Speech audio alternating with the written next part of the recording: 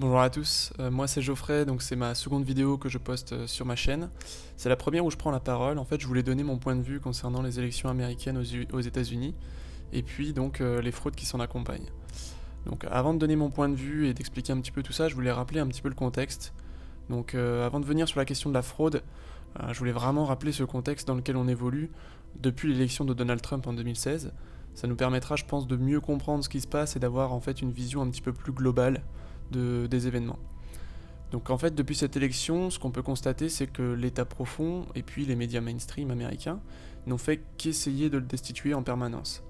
Alors on a eu le droit à la collusion avec la Russie, on a eu le droit au rapport Mueller, on a eu droit aussi à la tentative d'impeachment, pour finalement en fait qu'on apprenne que en fait tout ça c'était orchestré eh bien, par les très hauts échelons du Parti démocrate. Donc on a Obama, Biden et puis bien sûr Hillary Clinton qui est mouillée dans beaucoup d'affaires également. Donc tout ça a été aussi mis en lien avec donc les courriers d'Hillary Clinton, le scandale donc qui avait éclaté en 2016, puisque désormais on apprend qu'Hillary Clinton a monté en fait le canular russe pour, je cite, détourner l'attention du public de ses propres emails et de ses serveurs privés. Donc là c'est quand même assez impressionnant ce qui sort en ce moment.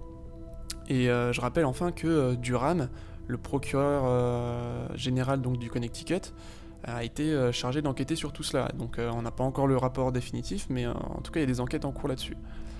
Donc on constate que les démocrates n'ont jamais en fait accepté leur défaite de 2016. En fait, ils ont cherché par tous les moyens, surtout à travers leur puissance judiciaire et médiatique, à destituer Donald Trump ou bien à l'affaiblir. Et donc là, je vais vous mettre en fait ce qu'a dit Sidney Powell, donc ancienne juge fédérale. En fait, elle dit textuellement que cette élection est clairement dans la continuité de ce qui a été fait par les démocrates jusque-là. En fait, ils n'ont pas arrêté de vouloir le destituer et en fait, ils tentent encore une fois de le destituer d'une manière illégale. En fait, on a vu que tout ce qui a été tenté par les démocrates, tout ce qui a été tenté, ça s'appelle des coups d'État, ni plus ni moins. Et là, on assiste encore une fois à une nouvelle tentative de coup d'État contre Donald Trump. Donc c'est sûr qu'il ne fallait pas s'attendre à ce que les élections soient des élections classiques, sachant qu'ils ont essayé de le destituer en permanence. Donc pourquoi est-ce que l'élection aurait fait mise à part?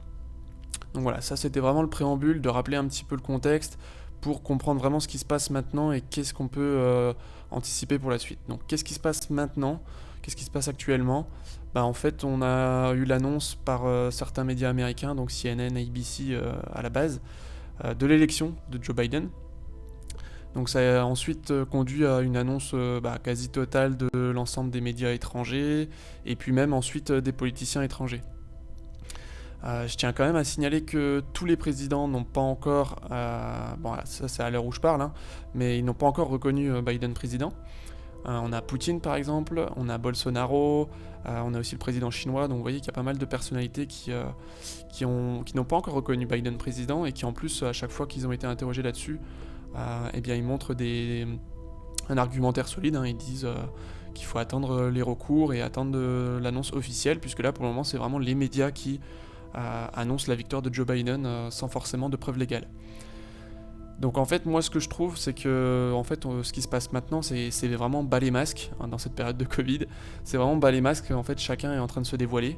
On a les médias mainstream qui sont contrôlés par l'État profond, qui sont obligés de suivre donc ce qu'on leur demande, c'est-à-dire de forcer la main et de montrer que Biden est élu président.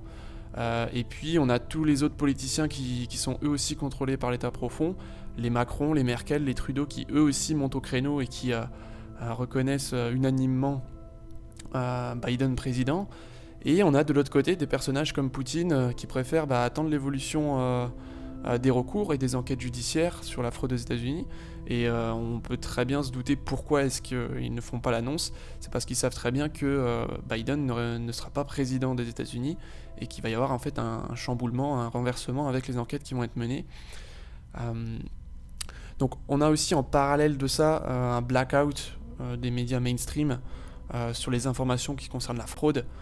Tout ce qui sort en ce moment, alors je parle de la France, mais tout ce qui sort en ce moment des médias, c'est du fact-checking, c'est montrer que en fait les petites informations de fraude, en fait c'est n'importe quoi, etc. Donc là, Heureusement, on a les réseaux sociaux et les médias alternatifs qui font un super boulot, hein. Je vous invite aussi à regarder la vidéo de Asselineau, sans parler politique, mais en tout cas il a fait une très bonne vidéo là-dessus, aussi Radio-Québec. Donc ça c'est voilà, ça c'est la situation actuelle. Donc maintenant qu'est-ce qui va se passer, qu'est-ce qu'on pourrait imaginer. Donc pour moi on se dirige vraiment vers la fin du jeu, comme l'avait annoncé Q. Donc voilà comment je vois les choses. Donc en fait on a déjà l'information que Trump lance les enquêtes sur les fraudes à travers notamment William Barr. Donc pour moi il me paraît vraiment évident que la Cour suprême va finir par trancher ces histoires de fraude. Alors il faudra juste être patient parce qu'à mon avis tout ça va prendre encore des semaines. On va se retrouver très vite je pense au mois de décembre pour la limite. Donc c'est clairement pour cela que Trump je pense a forcé le passage de Coney Barrett juste avant les élections, donc pour avoir un juge supplémentaire pour la Cour suprême. Voilà, c'était vraiment pour s'assurer qu'il ait une majorité républicaine en cas de litige. Donc vraiment c'est là qu'on comprend que Trump était très clairement au courant que la fraude allait arriver, sinon il n'aurait pas forcé à faire passer Coney Barrett dans l'Express avant les élections. Donc voilà, en plus Trump le dit lui-même dans ses tweets qui ne sont pas censurés par Twitter, les seuls qui ne sont pas censurés, il dit si on compte seulement les votes légaux, il a gagné largement. Donc voilà, il est vraiment sûr de sa victoire si on compte seulement les comptes légaux. Donc j'imagine vraiment, on a vu plein de choses passer, qu'ils ont le moyen de trouver et de distinguer les votes légaux et illégaux puisqu'ils s'y attendaient très clairement. Donc ça va se déterminer tout ça à la Cour suprême. Donc en réaction à ça, on va avoir, je pense, une fois que la Cour suprême aura tranché et que Trump sera déclaré vainqueur. Alors là, ça va être, à mon avis, une période un petit peu difficile puisque, comme le prédit Q, il risque d'y avoir des grosses émeutes, des grosses manifestations. Les démocrates et les médias vont clairement souffler sur les braises. Tout ça, c'est vraiment un plan, hein. Ils ont vraiment annoncé Biden pour que parce qu'ils savaient qu'il n'allait pas passer. Ils ont vraiment annoncé Biden pour qu'il y ait une désillusion de la part, je pense, des fervents de Biden, pour que ça leur donne encore plus envie donc, de participer à des manifestations sauvages ou des choses comme ça. Donc ça risque d'être assez puissant comme réaction. Mais Q nous l'a déjà dit de très nombreuses fois, et il le dit dans les posts 34-35, il dit que ça va bien se passer, que la garde nationale sera là pour calmer tout ça et que ça va se régler sans trop de difficultés. On peut déjà signaler que la garde nationale est déjà activée dans pas mal d'États, et voilà, ils sont déjà prêts pour tout ça. Je pense qu'on assistera là au dernier coup d'éclat, je pense, de l'État profond, la dernière tentative des démocrates et de l'État profond donc de mettre le chaos. Donc moi ça m'étonnerait pas que ça prenne des proportions assez importantes à ce moment-là, vraiment avec les tensions qu'il y aura dans la rue, mettre le feu aux poudres. Je pense que voilà, ça sera vraiment le dernier coup d'éclat de l'État profond. Mais je veux dire, quand on regarde ce que l'équipe Q, comment ils ont contré toutes les actions de l'État profond, c'est juste magistral, donc je pense pas qu'il y ait de chamboulement. Ils vont gérer ça encore d'une manière très, très sereine, je pense. Voilà, donc l'ordre par le désordre, ordos by chaos, donc ça c'est vraiment leur doctrine à l'état profond, donc je pense que ça va être encore une fois ce qu'ils vont vouloir faire à ce moment-là. Et puis ensuite, une fois que ce moment-là sera passé, que ça reviendra un petit peu au calme, je pense qu'on va se diriger vers des arrestations qui vont pouvoir prendre place dans la foulée, puisque Trump aura toute la légitimité pour le faire, étant donné qu'il aura montré qu'en face, il a des personnes qui veulent truquer les élections, qui ont voulu le destituer pendant 4 ans. Je veux dire, il aura toute la légitimité pour pouvoir lancer les arrestations, il aura aussi les preuves juridiques pour le faire. Donc reste à savoir maintenant, en fait, c'est ça mon interrogation, dans quelle proportion, aussi avec quel agenda, dans quelle synchronicité ça va se faire. Quelle synchronicité, quel lien entre les différentes enquêtes qui sont menées, parce qu'il faut quand même rappeler que il y a vraiment beaucoup d'enquêtes qui sont menées sur des sujets assez variés.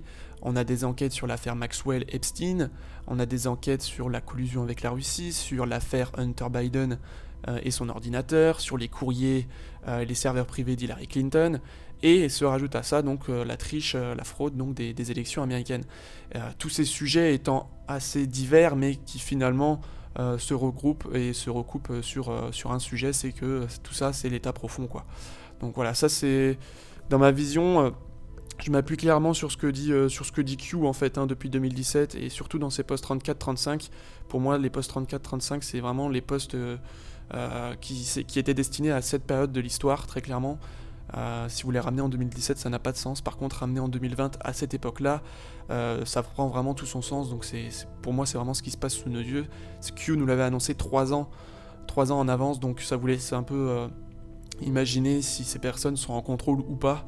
Très clairement, elles le sont, donc ça va être que du positif ensuite. Donc voilà, je pense vraiment qu'il faut être positif malgré ce qu'on voit actuellement. C'est vrai que quand les médias annoncent Biden vainqueur, etc., ça fait un peu mal au moral. Mais il faut vraiment se dire qu'il y a beaucoup de gens qui comprennent et qui se réveillent avec toutes ces énormités, avec aussi le fait que les médias censurent Donald Trump, etc. Franchement, ils sont en train de jouer le tout pour le tout. Donc voilà, pour moi, en fait, les médias et l'État profond jouent le bluff total actuellement. Ils essayent de saper le moral à tous ceux qui savent ce qui se passe, pendant qu'ils le peuvent encore.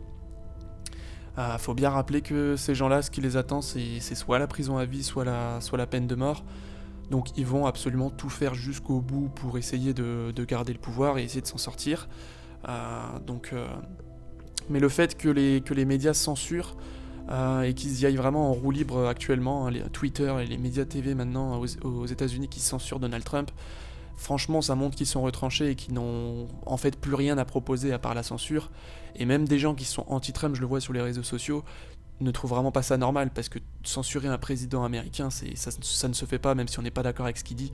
Donc franchement, plus ça va avancer, plus ça va encore réveiller d'autres personnes, donc il faut vraiment voir le positif. Et voilà, je pense que ça nous donne vraiment une bonne idée de où est-ce qu'on en est actuellement. Je pense que la bataille est bientôt terminée.